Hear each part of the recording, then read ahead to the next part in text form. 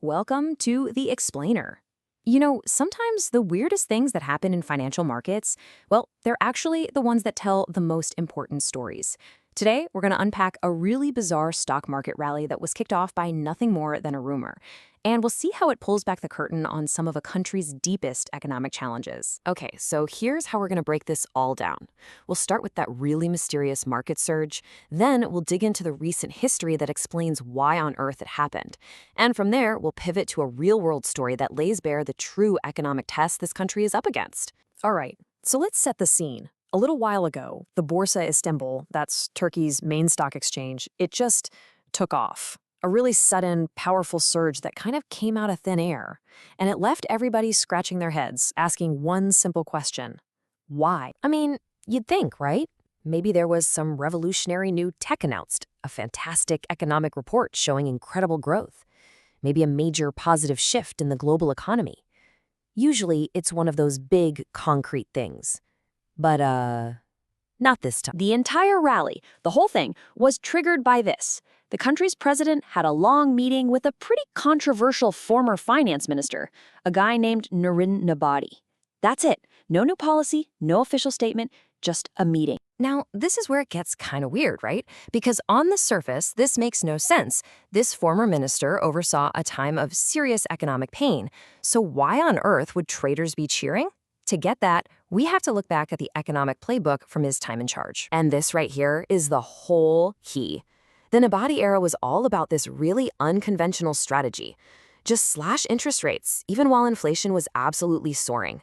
For the average person, this was a disaster.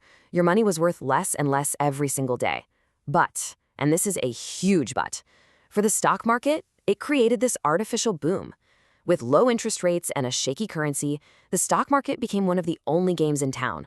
All that money had to flow somewhere, and that's exactly what we're calling the Nabati effect. It's this bizarre situation where policies that were terrible for the real economy were basically a recipe for a massive party in the stock market. For traders, that period of easy money and soaring inflation was a goldmine. It was a painful time for the country, but for speculators, it was a golden age. Which brings us right back to that sudden market jump. The traders weren't reacting to a confirmed change in policy. No way. They were reacting to the memory of that bubble.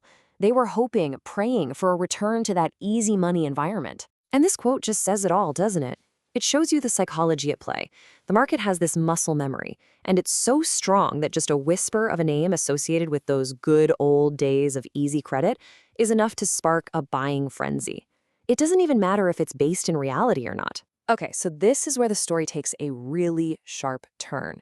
Because while the stock market was off chasing ghosts and getting excited about speculative bubbles, it was completely missing a much bigger, much more serious problem that was brewing in the real economy. You know, whenever a country's exports start to struggle, the easy thing to do is to point the finger at the businesses themselves. People say, oh, they're just not efficient enough. But that is way too simple. And in this case, it's not even the real story. Not even close. So let's zoom in on a story about one company. This isn't speculation. This is what's happening on the ground, in the boardrooms of real multinational companies.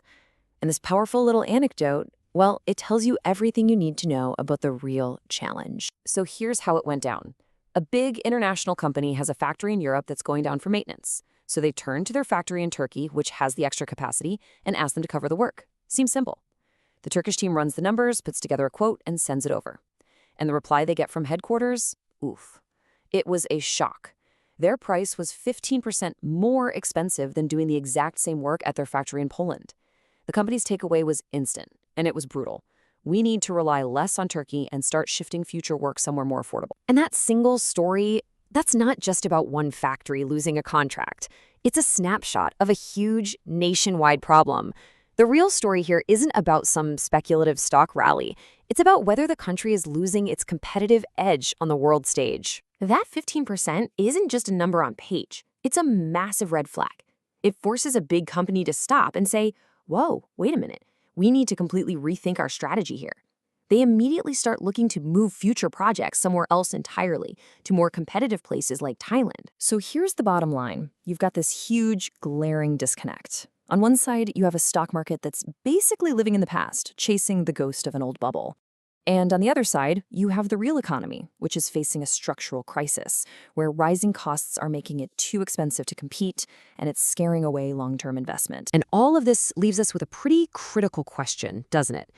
The market's behavior is a warning sign. It shows this dangerous focus on short-term, speculative highs, while the actual foundations of the economy, things like global competitiveness, are cracking. So, which one should we be paying attention to? Thanks for digging into that with us. If you found this breakdown useful, please consider liking and subscribing. It really helps us create more explainers just like this one. We'll see you in the next one.